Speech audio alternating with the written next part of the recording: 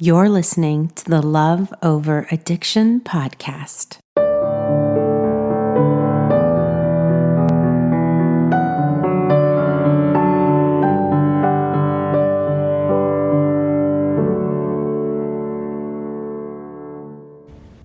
Hey, it's me, Michelle. How are you doing? I want to talk today about a very, very important subject called trust. And it's probably one of the most obvious and overlooked subjects in relationships, period. Whether there's addiction present or not, trust is the most fundamental factor of a successful relationship. And it can be disastrous if you don't have trust. So what does trust mean, and what does it practically look like, right? Because we're not some podcast that just does a bunch of woo-woo self-help words. We actually break it down and describe it and dissect it for you so that you can apply what you learn in your life. Because if you're not applying, you're not growing. And if you're not growing, you're staying stuck. And if you're stuck, you're miserable, right? So let's go back to the beginning. When you first met your loved one who suffers and struggles with addiction. My bet, if I were a betting type of gal, would be that you came into this relationship as an untrusting person. And if I were to take that bet, double down on that bet, take that bet further, I would say you probably came into the relationship an untrusting person due to some traumatic experiences of not being able to trust some adult in your childhood. I'm thinking maybe you had a difficult relationship with a parent, or your trust was violated by a family friend or a sibling in your life. Somewhere along the line in your childhood, you learned not to trust. And so when you found someone who you wanted to partner with for the rest of your life, you were secretly hoping on some probably very subconscious level that they would be able to heal your trust issues, which is kind of messed up, right? I mean, we probably should not go into relationships thinking that somebody else can make up for our past. That's an unrealistic expectation to place on anybody, whether they have a drinking problem or not. So the even more messed up part about this whole situation, if you haven't kind of fast forwarded where I'm going to go with this yet, is that if you are already going into a relationship with trust issues and you're looking for somebody to make up the difference, the lack of, the empty spot in your soul and heal you, isn't it ironic that you chose a person who clearly, in order to continue a relationship with you, has to lie to you about their addiction? In a way, it's kind of masochistic, because how could you, it's not like you chose somebody in your life who is stable and steady and honest and shows up consistently whenever they say they will. You literally fell in love with somebody who, in order for their addiction to survive, requires them to lie about how much they're drinking or how much they've used drugs or where they've been or where they're spending their time or money, right? So you have recreated the relationship with your partner that actually gave you trauma in your childhood or in your past. And that is a sign and a symptom that you have work to do and that you have not healed, because you're following the path that is most familiar to you, not necessarily the path that is the healthiest. You're kind of going through life in neutral, and you go with what you know, what's familiar, what's comfortable, even though it's weird because loving somebody with addiction is probably the least comfortable place, but it does have common denominators.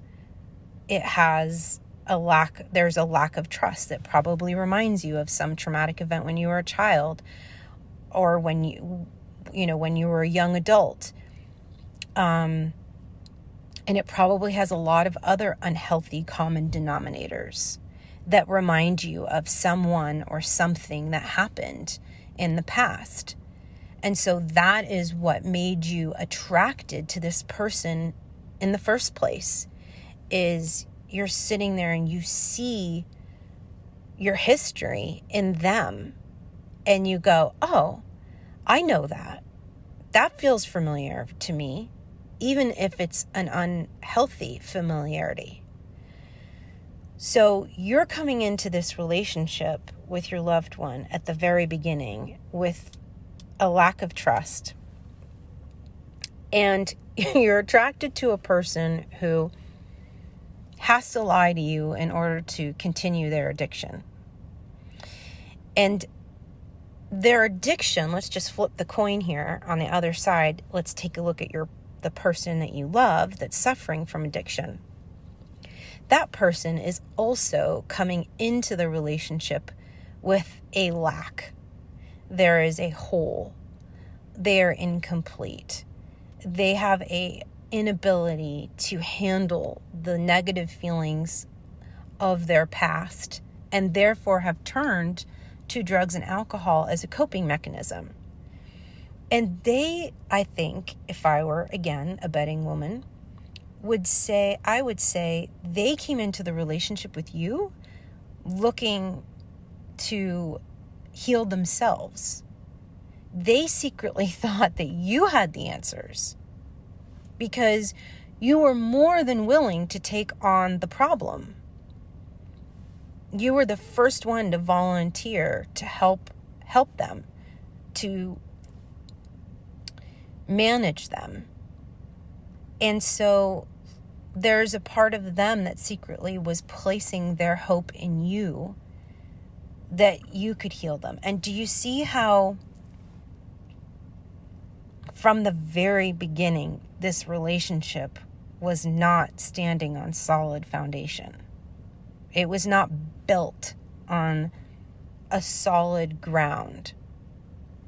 So why would we think that loving someone that struggles with addiction could eventually work out well if two people are not willing to do their own individual work? I'm not sitting here suggesting that there's no hope for your relationship because you're two unhealthy people that came together and fell in love. Because if that were the case, I mean, go through your list of friends, go through your list of couples. Like, there's not many people who enter into a mutual relationship fully and completely healed, right? So I'm not saying it's impossible for you not to both have a healthy, loving relationship. But what I am suggesting, and this is sort of a universal application for all relationships, is in order for it to eventually reach the summit of success, two people must be willing to do their own individual work and learn not to project their issues onto the other person or look to the other person to help them do their own work, because you will be severely disappointed. Whether it's the person you love, the addict or the alcoholic, or whether you choose to leave and you turn to the next person, people will always consistently disappoint you.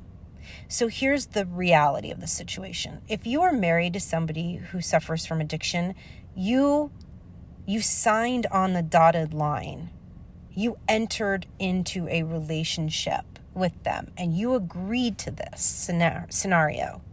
And until you choose to leave,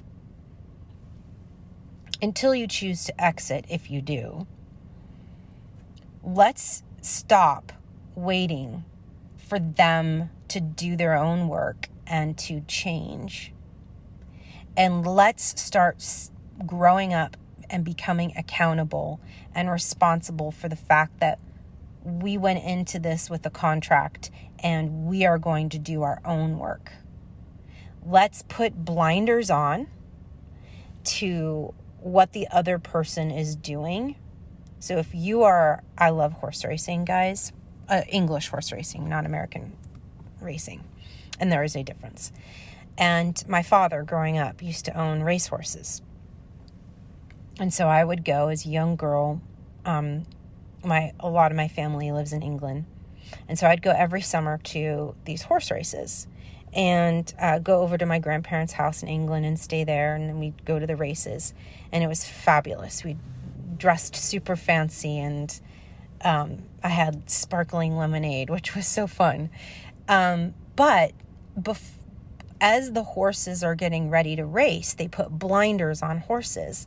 And they're just basically, they go over the eyes and they prevent the horse from being able to see or be distracted by the other horses next to them racing alongside them. So it doesn't actually blind them, obviously, but it blinds them to what's going on next to them, what other horses are doing, because it can be very distracting to the horse. So the blinders are to help the horse stay focused, and it helps them run their own race. It helps them look at the finish line and stay the course and not worry about their peripheral vision of the other horses. I want you to put on blinders when it comes to your spouse or your loved one who's suffering from addiction. Run your own race and see where it gets you. Do not be concerned with your spouse and how fast they're going, how slow they are, if they've dropped out of the race, if they've gotten injured, if they've chosen to never leave the gate of the race, right? Because the horses line up in the gate and then the gate opens and they go, they're off. And the bell rings and the horses run and the mud is flying through the air and it's very exciting. Run your own race. Maybe your loved one actually doesn't even want to get in the gate. Maybe they're like, you know what? Life is too hard right now. I don't want to work. I don't want to work up a sweat. I'm not interested. I'm not even going to enter my name. Okay? Let them make that choice. They have their own autonomy over their own life. It's not your job to convince them to get into the gate. It's not your job to cheer them on. You're not the jockey riding them on top of them and saying, go, go, you can do it.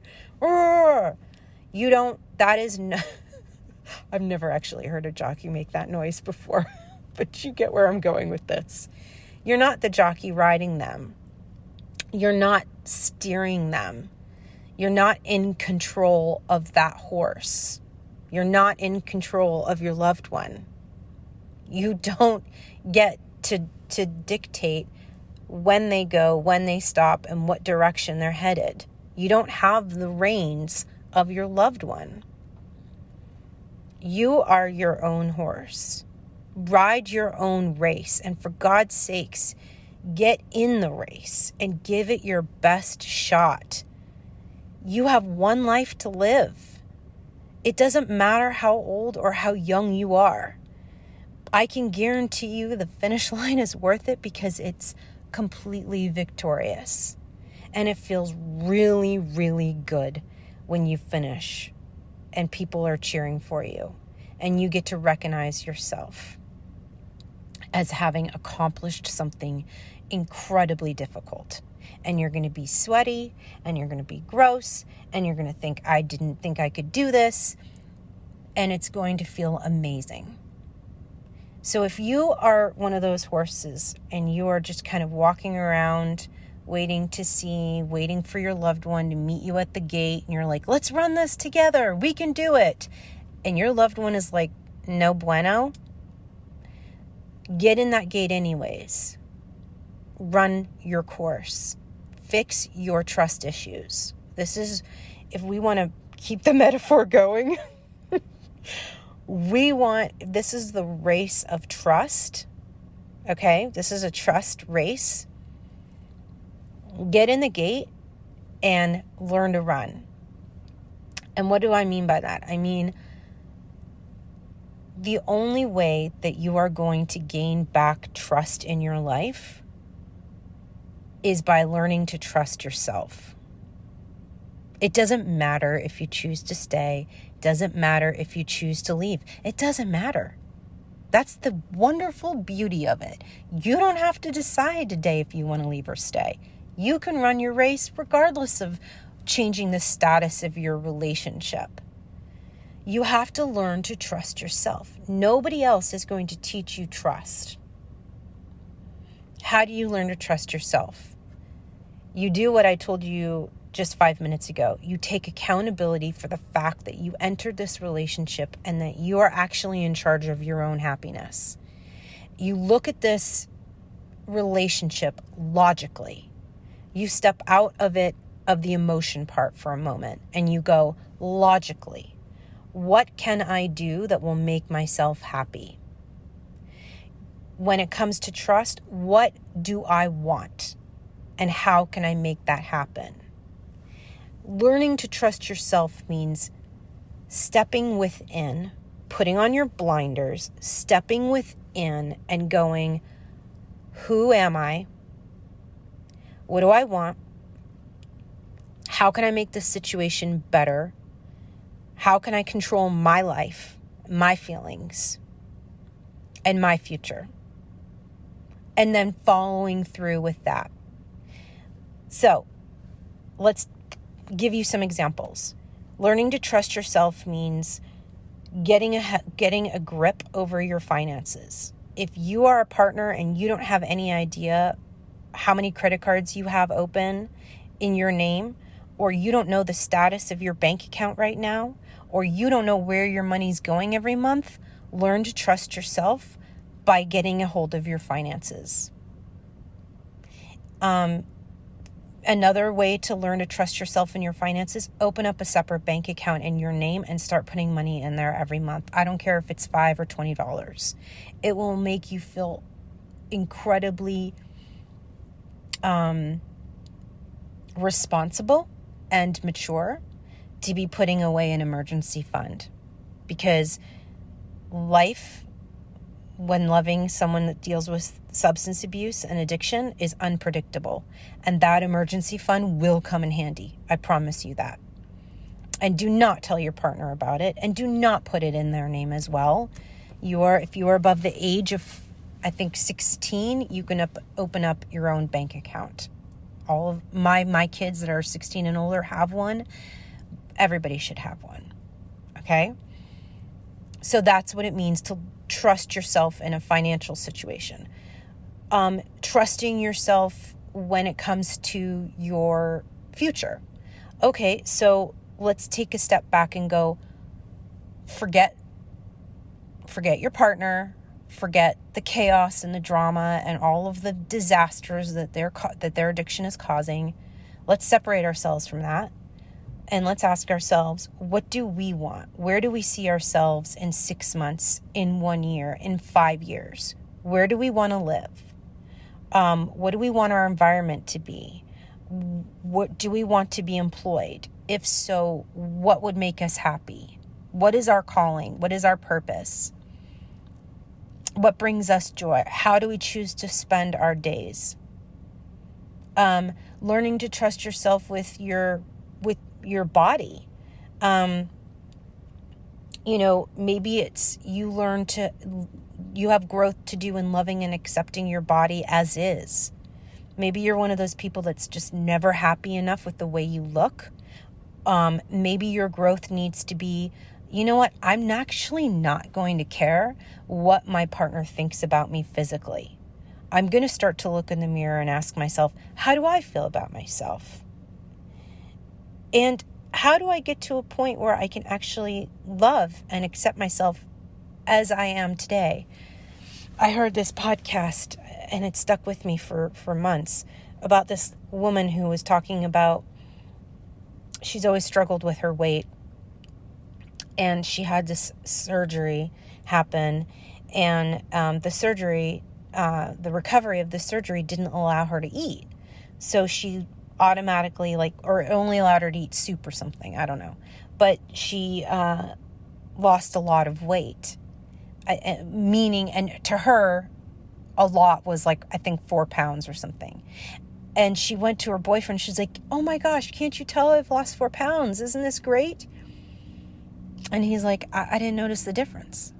And what I loved the most about that story is nobody notices the difference.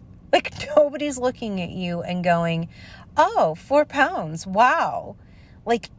It's all in our head, and we're all getting old, and everything is going to start falling down. And that's okay, because we need to stop comparing. And if you're in your 30s or 40s, you'll understand this. We need to stop comparing ourselves to 20-year-olds and going, I found myself doing that the other day, and I'm like, what am I doing? I'm 43. This is ridiculous, Michelle. Even though I feel like a 20-year-old in my head. So are we looking to our partners who are sick in their own right and really finding life very difficult and challenging because they're struggling with their addiction? Are we turning to them to make us feel pretty or to make us feel good about our body? And if so, that's kind of messed up. We need to change that. We need to look at ourselves and go, no, I'm going to trust my own feelings about myself, give myself permission to feel pretty, give myself permission to love who I am, and look at all of my physical strengths, and forget about what they think, or waiting for their approval, or waiting for them to notice me, or forget the 4 freaking pounds and just eat the cookie and enjoy life. So that's another way we can learn to trust ourselves physically. We can learn to trust ourselves spiritually. This is a huge one. If we grew up in the church, and I did not, but I have a lot of friends that did, and this doctrine that they have, I see so many of my friends hold themselves to an impossible standard that their religious doctrine has somehow planted seeds in them at a very young age that is actually harming them. Let's take self-inventory and go, if you're one of those people, what do you actually believe? Maybe not what the church believes or what a pastor believes, but what do you believe? What are you comfortable with? What are you okay with saying about your spirituality? That's huge. And I'm not saying, maybe you say, Michelle, I don't think there is a higher power. I don't think there is a God. I don't believe in Jesus. I don't believe in any of it. Great. Then at least you can have autonomy over that. If you were raised a Christian and that doesn't work for you anymore, that's great. Then own that, claim that. Or if you just discovered Jesus and you're super excited about that, and you're like, I love Jesus. Great, own that. You might be Catholic, you might be Buddhist, you might be Hindu, whatever it is. But what I guess I'm challenging you to do is not to just accept your spirituality as something that a gift somebody else gave you that you're still married to. Instead, take a beat and go, is what I have learned, or maybe what I've not learned, what I'm willing to park on? Or do I need to do some more investigative research about this? Do I need to really ask myself some internal questions? Do I need to, chew on this and wrestle with it a little bit? And really, truly, by you being willing to ask yourself, what do I believe in spiritually, and coming up with solid, concrete answers, that is the highest form of trust for yourself than I could think of. Because you're not relying on a third party to tell you, aka the church, or even some book or some podcast, somebody else telling you what you should believe in. You're asking yourself what you believe in. That's incredibly empowering. So all of these things, they actually result in a massive transformation of trust. They actually really make a difference in being able to stand up for yourself and stand for something. It can be the most liberating thing in the world. And then what happens is, once you start to do this, and by the way, I started to do this because everything I tell you to do, I've done myself. Otherwise, I'd be a massive hypocrite. But I started to do this when I was thinking about leaving my loved one suffering from addiction. So I was in my 20s. And what I have discovered is evolving, is changing. I've changed my mind. And that's the beauty of being a human and living on this earth for as long as we do. We reserve the right to change our minds. So what you believed in when you were 16 is probably very different from what you do now. So we constantly need to continue to take self-inventory. But when we make the time for that, and we keep our blinders on and we run our own race and not worry about anyone else's, what happens is there's this transformation, and you show up in your relationship with anybody, with another human being, whether they suffer from addiction or not, as more of a complete whole human being. You are no longer turning to others to make you feel good or beautiful or complete. You have given that gift to yourself. So you can arrive at the person that you were always meant to be. You have grown into the person you were always meant to become. And you can look at the person next to you, your partner, your spouse, and say, this is who I am. And you can take it or you can leave it. You can appreciate me or you cannot. But this is who I am. And I feel damn good about that. It's taken me a long time to get here, but I have arrived. I have become. And I am absolutely whole, with or without you. You have become dependent on yourself. You have created life skills and life habits that will serve you in any relationship, regardless. It's a beautiful, wonderful place to be, and I encourage you to get there. Get in the gate, put on your blinders, run the race of trust, and the victory will be the most wonderful transformation. And you know what? I'm going to be in that stand, and I'm going to be cheering you on, because I love cheering you on as loud as I can. You will hear me as you are running, and you'll be like, who's that crazy lady in the stands who's like screaming her head off? And you'll look up from your race and you'll go, oh, that's Michelle. Yep, that will be me. And I will not leave you, and I will not let you fail. You are going to continue to run because I will be reminding you that you've got this and that you can do it. And most importantly, I will be reminding you that you are absolutely worth it, because this is your one life to live and you deserve to live it well. All right. I hope you found that helpful, and I will talk to you next week. This podcast is created for your support, encouragement, and entertainment with my personal thoughts and beliefs.